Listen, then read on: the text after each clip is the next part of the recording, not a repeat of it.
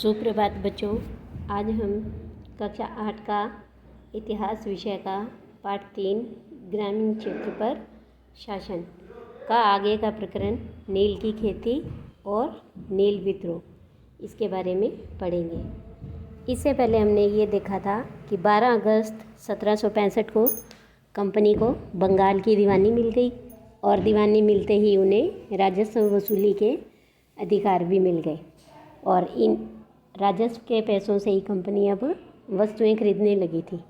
लेकिन 1770 में बंगाल में अकाल पड़ा और इसी अकाल के कारण कंपनी को अब ये लगने लगा कि हमें खेती में सुधार करने की आवश्यकता है और इसके लिए उन्होंने कई व्यवस्थाएं आरंभ की, जैसे स्थायी बंदोबस्त व्यवस्था, महलवारी, मुनरो आदि। अब अंग्रेज़ों को धीरे धीरे यह लगने लगा कि ग्रामीण इलाके न केवल राजस्व दे सकते हैं बल्कि ज़रूरत के हिसाब से फसलें भी उगा सकते हैं। तब कंपनी ने क्या किया कि कंपनी यूरोप के लिए अब कई प्रकार की फसलें भारत के किसानों से ज़बरदस्ती उगवाने लगी और उनमें से एक थी नील की फसल। 13वीं सदी तक इटली, फ्रांस और ब्रिटेन के कपड़ा उत्पादक हैं वो भारतीय नील का इस्तेमाल कर रहे थे, लेकिन यूरोप के बाज़ारों में भारतीय नील की मांग कम थी।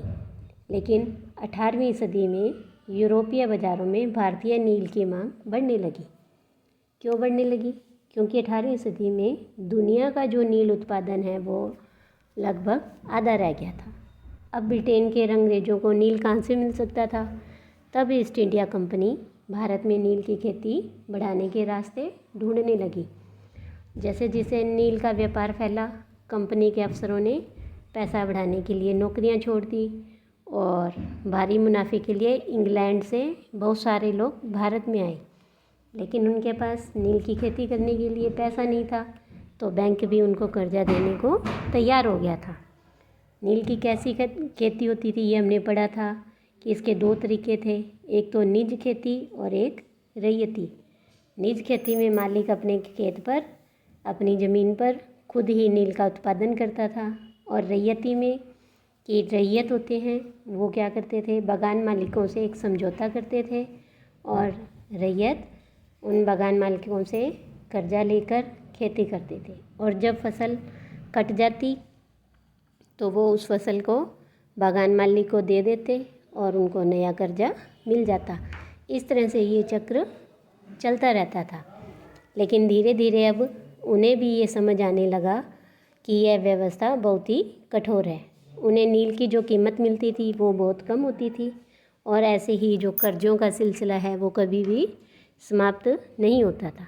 इसके अलावा भी और समस्याएं थी कि जो बागान मालिक हैं वो ये चाहते थे कि किसान अपने सबसे बढ़िया खेतों में नील की खेती करे, लेकिन नील की खेती के साथ एक परेशानी यह भी थी कि उनकी जड़ें बहुत गहरी होती थी और वह मिट्टी की सारी ताकत को खींच लेती थी।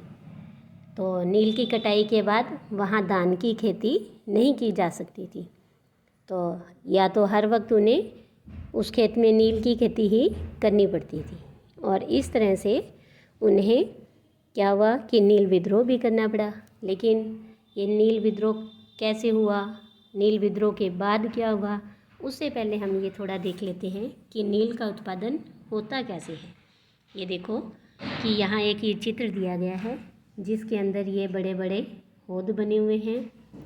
तो और नील की खेती के खेतों के पास ही एक नील का ये कारखाना है और ये चित्र विलियम सिम्पसन का चित्र है जो 1863 में बनाया गया था। तो अब देखिए आगे कि नील गांव आमतौर पर बागान मालिकों की फैक्ट्री के आसपास ही होते थे। कटाई के बाद नील के पौधों को कारखाने में स्थित वैट्स यानी हौद में पहुंचा दिया जाता था। कटाई के बाद नील के पौधों को वहां पहुंचाने के बाद रंग बनाने के लिए 3-4 कुंडों की ज़रूरत पड़ती थी और प्रत्येक हौद का अलग ही काम था। नील के पौधों से पत्तियों को तोड़कर पहले एक कुंड में गर्म पानी में कई घंटों तक डुबोया जाता था और इसी हौद को किण्वन या स्टीपर कुंड भी कहा जाता था। जब पौधे किण्वित हो जाते और द्रव्य में बुलबुले उठने लगते तब सड़ी हुई पत्तियों को निकाल दिया जाता था और द्रव्य को एक होद में यानी दूसरे होद में छान दिया जाता था, और जो दूसरा होद है वो पहले वाले होद के ठीक नीचे होता था। अब दूसरे होद में इस घोल को लगातार हिलाया जाता था और इस दूसरे होद को कहते क्या थे, बीटर वाट, और पैडलों से खंगाला जाता था। जब यह द्रव्य हरा हो जाता और उसके बाद नीला हो जाता तो होद में चूने का पानी डाला जाता और धीरे धीरे नील की पपड़ियाँ नीचे जम जाती थी और ऊपर साफ द्रव्य निकल आता था। तो इस द्रव्य को छानकर अलग कर दिया जाता था और जो नीचे नील की गाद या लुगदी थी, पपड़ी जमी हुई थी, उसको दूसरे कुंड में डाल दिया जाता था और उस कुंड को कहते थे निथारण कुंड। इसके बाद उसे निचोड़कर बिक्री के लिए सुखा दिया जाता था। तो देखो यहाँ एक दो चित्र हैं जिसमें कि ये महिलाएं हैं, नील के पौधों को होद तक ढोकर औरतें ही लेकर जाती थी। और ये देखिए कि होद में ये घोल मिलाने वाला जो हिलाने वाला व्यक्ति है, यहाँ खड़ा नील मजदूर होद में पड़े घोल को हिलाने के लिए इस्तेमाल होने वाला पैडल लिए खड़ा है। ये पैडल होते हैं। इन मज़दूरों को 8 घंटे से भी ज़्यादा समय तक कमर तक भरे, यहाँ तक कमर तक भरे नील के घोल में खड़ा रहना पड़ता था। तो देखो कितना मुश्किल काम है कि 8 घंटे 10 घंटे तक इनको उस नील के पानी में खड़ा रहना पड़ता था। तो फिर इस तरह से बिक्री के लिए ये तैयार हो जाती है नील। और यहाँ पर देखो कि ये आखिरी अवस्था है इस चित्र में, जहाँ दबाकर सांचों में डाल दी गई है और लुगदी को काटकर मज़दूर उन पर मोहर लगा रहे हैं और पीछे वाले हिस्से में एक मज़दूर इन टुकड़ों को सुखाने के लिए लेकर जा रहा है। तो इस तरह से नील तैयार होती थी। इसके बाद देखो कि नील विद्रोह। मार्च 1859 में बंगाल के हजारों रैयतों ने नील की खेती करने से इनकार कर दिया। जैसे जैसे विद्रोह फैला, रैयतों ने बागान मालिकों को लगान चुकाने से भी इनकार कर दिया। वे तलवार, भाले और तीर कमान लेकर नील की फैक्ट्रियों पर हमला करने लगे। औरतें अपने बर्तन लेकर लड़ाई में कूद पड़ी। बागान मालिकों के लिए काम करने वालों का सामाजिक बहिष्कार कर दिया गया। बागान मालिकों की तरफ से लगान वसूली के लिए आने वाले गुमाश्ता और एजेंटों की पिटाई की गई। रैयतों ने कसम खा ली कि ना तो वे नील की खेती के लिए कर्जा लेंगे और ना ही बागान मालिकों के लठियालों, लाठीधारी गुंडों से डरेंगे। नील के किसान चुप बैठने को तैयार नहीं थे। क्यों? उन्हें बगावत की ताकत कहाँ से मिली? इसमें कोई शक नहीं है कि नील की खेती बहुत ही दमनात्मक थी, लेकिन जो लोग दबे होते हैं वे हमेशा बगावत नहीं करते और ऐसा कभी कभी ही होता है।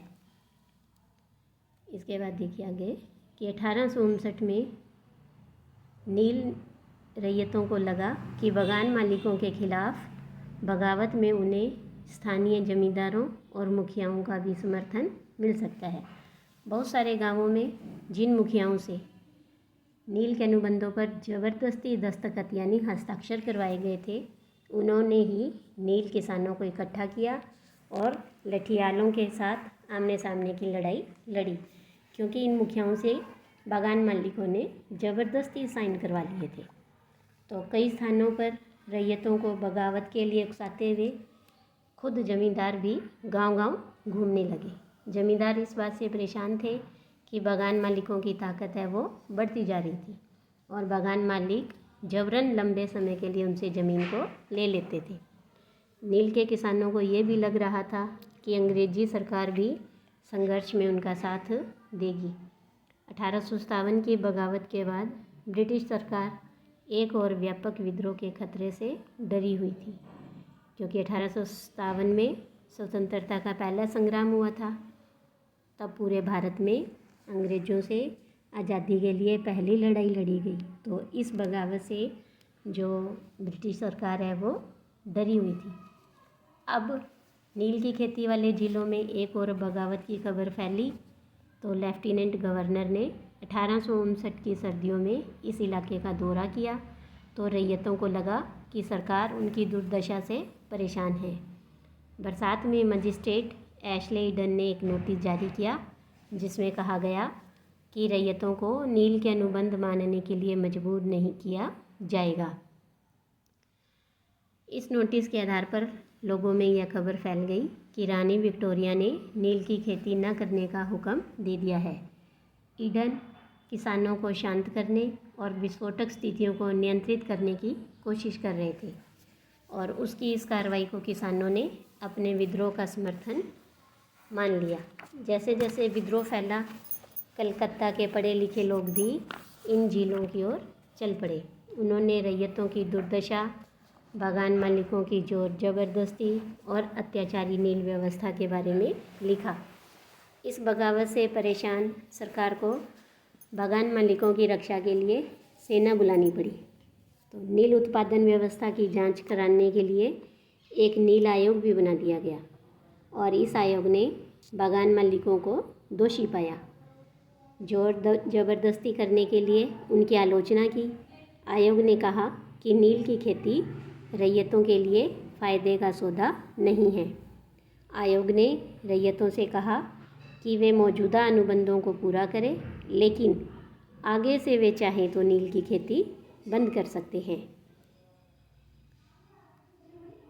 तब इस बगावत के बाद बागानों में नील का उत्पादन धाराशायी हो गया।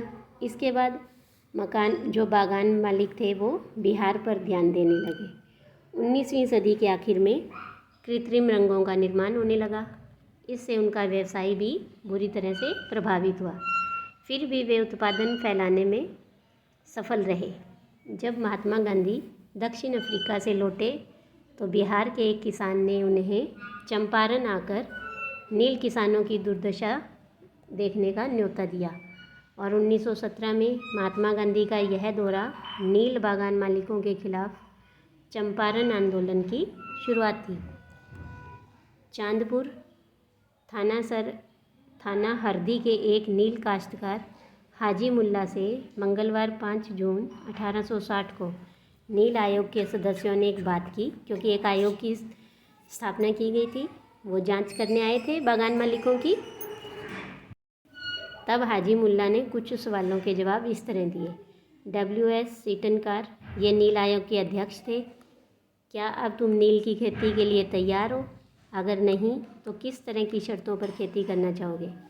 तब हाजी मुल्ला ने कहा कि मैं नील उगाने को तैयार नहीं हूँ। मुझे नहीं पता कि कोई भी नई शर्त मुझे संतुष्ट कर सकती है।